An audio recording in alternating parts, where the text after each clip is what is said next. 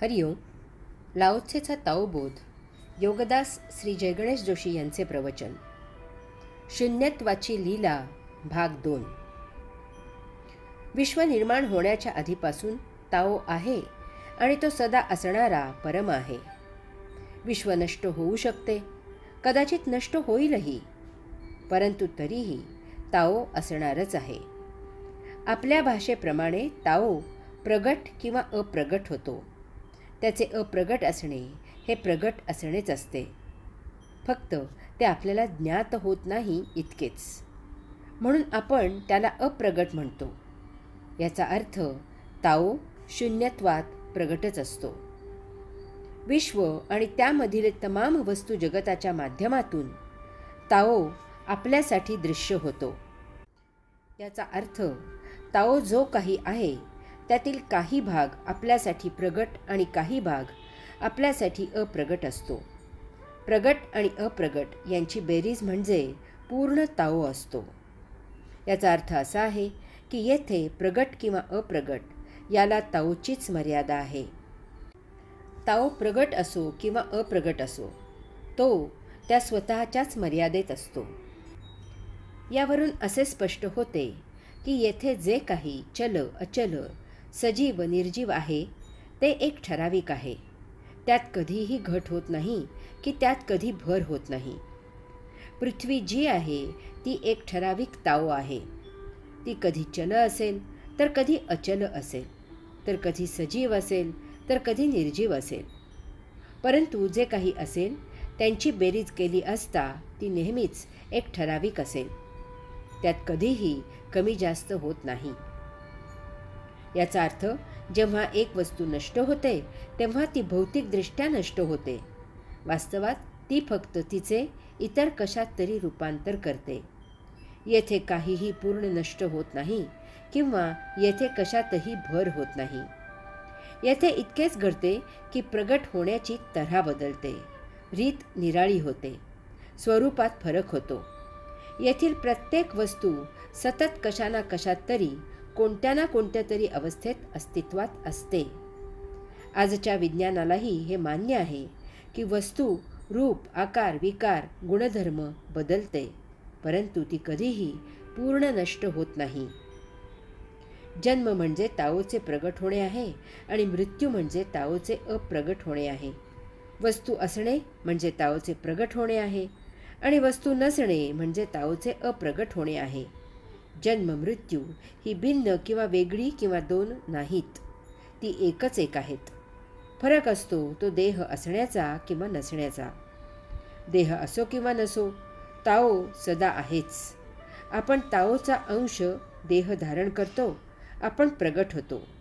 देह थकला की तो पतन होतो, नष्ट होतो. आपण अप्रगट होतो. प्रगट किंवा अप्रगट आपण सतत असणारे आहोत. पुन्हा पुन्हा शून्यत्वात जाणे ही ताओची लीला आहे. वैश्विक लीला महाविविधता आणि वैचित्र्याने नटलेली आहे. ती विविध माध्यमातून उपभोगावी लागते, तरच तिचा समग्र उपभोग घेतला जातो.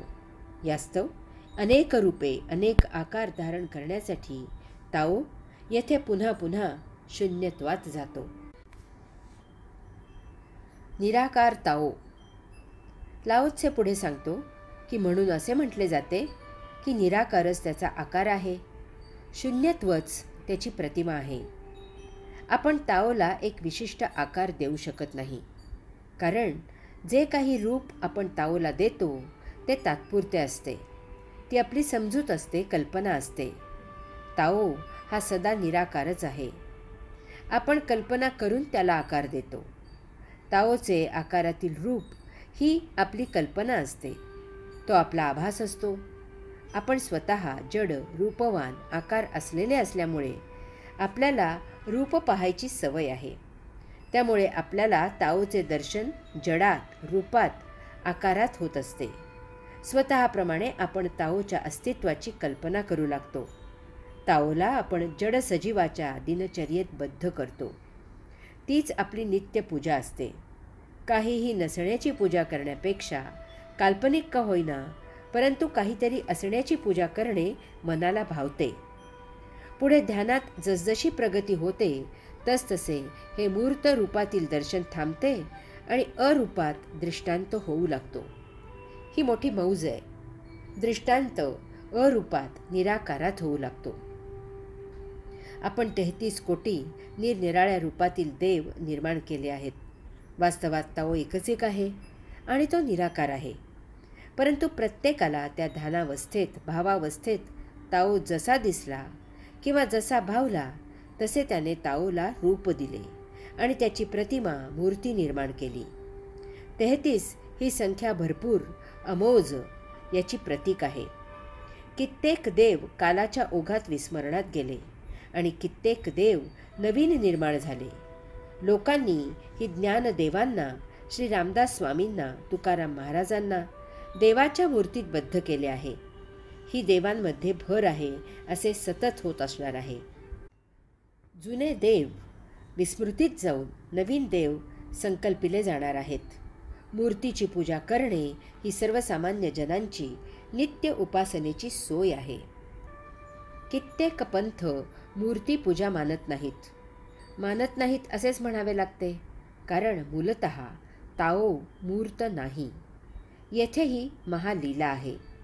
ज्यांनी मूर्तीपूजा नाही असे सांगितले त्यांचा एक पंथ तयार झाला आणि त्या व्यक्तीच्या पश्चात त्याच्या पंथाने त्या मूर्ती नाही असे सांगणाऱ्याचीच मूर्ती तयार करून त्याची पूजा करायला सुरुवात केली, कारण ती व्यक्ती त्यांना ताओ सदृश वाटली. त्यामुळे देवात भर झाली. आपण मूर्तीपूजा केली, मूर्तीची उपासना केली, तरी जेव्हा आपण डोळे मिटून ध्यान लावतो तेव्हा आपण त्या आकारातून निराकारातच प्रवेश करतो. मूर्तीवर एकचित्त झाल्यावर आपल्या दृष्टीसमोरून ती मूर्ती अमूर्त रूप धारण करते. पुढे पुढे इतकी प्रगती होते की आपल्याला अमूर्त रूपातच ताओचे दर्शन होते, ताओचा साक्षात्कार होतो. म्हणूनच लाओत्से सांगतो की निराकारच ताओचा आकार आहे, शून्यच त्याची प्रतिमा आहे. हरि ओम.